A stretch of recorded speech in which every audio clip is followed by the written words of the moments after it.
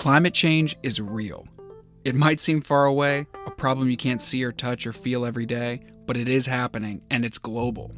To get an idea of what's at stake, just look at your plate. Food is profoundly affected by climate change, from how it's produced to what we can grow in the first place. Climate change will hit our food production system in 4 ways: through temperature, water, extreme weather, and carbon dioxide.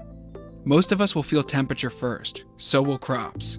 Productions of staples like corn, soybeans, and cotton are projected to increase at first, then decrease sharply as the average growing season temperature keeps getting warmer. For corn alone, it could mean a decrease of 3% in yield, or more than 300 million bushels. That's enough corn to feed 40 million people. It's not just crops. Livestock will suffer in the heat too. Heat-related stress will mean fewer animal pregnancies, less milk production, and longer times for livestock to reach market weight. Does anyone benefit from the heat? Yes, pests. The ones that live on our livestock. That means more diseases spread by insects.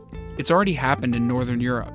As the region has warmed, blue tongue virus has moved north, killing more of these animals. Widespread disease could hit crops like corn too, as heat-loving earworms spread north to the upper Midwest, and heat-tolerant viruses like rusts and tobacco mosaic finish off weakened plants. Disease and heat will be even bigger problems as climate change affects water. A dry climate means less production and more pests. Water has a complicated relationship with crops. It's all about the right amount at the right time. Too much early on for a corn stunts growth.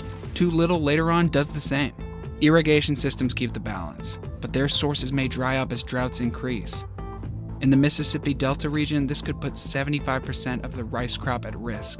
This rice will also confront another water problem, saltier water, as sea levels rise.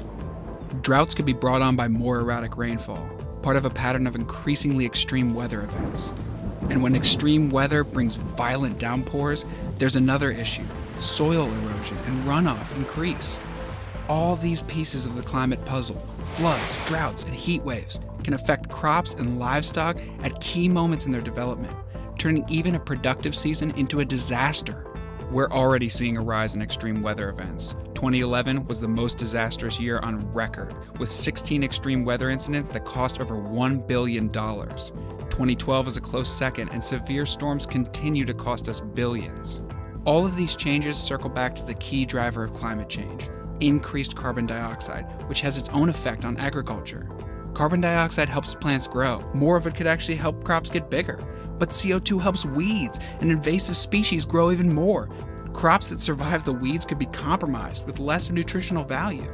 Wheat, for example, could have protein levels drop by more than 10%. This is complicated business because everything's connected. It all boils down to this: climate change could leave us with less food, and the food we end up with could be less nutritious. There are steps that can be taken to mitigate and adapt to these changes. They're the key to our food and our future. What will be on your plate?